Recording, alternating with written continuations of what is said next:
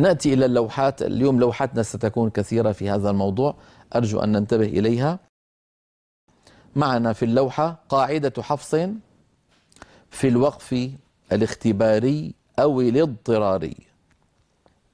قاعدة حفص في الوقف الاختباري أو الاضطراري: كان حفص يراعي رسم المصحف على ما كتب مقطوعا أو موصولا من الكلمات القرآنية.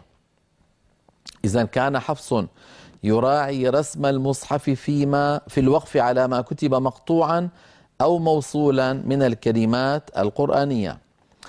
نرى على اللوحة: فيصح أن يقف القارئ مضطرا أو مختبرا. نؤكد على أن هذا الأمر لا يتعمد أيها الإخوة، فقط في حال الاضطرار أو الاختبار.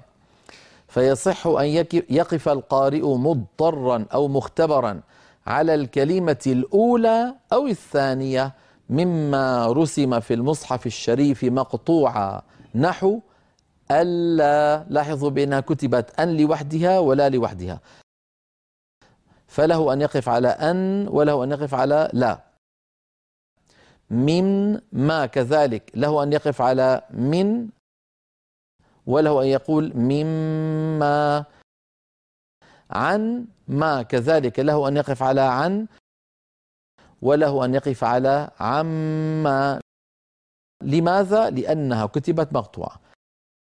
نرى على اللوحة: أما ما رسم موصولا من ذلك فيقف على الكلمة الثانية فقط، نحو ألا. هل لاحظتم الفرق أيها الإخوة بين ألا العلوية وألا السفلية؟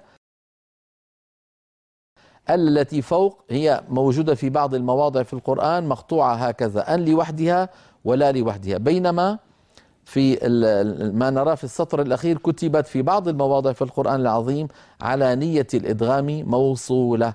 كذلك الأمر في مما، وكذلك الأمر في عما. هذا بالنسبة لما يتعلق بالمقطوع والموصول.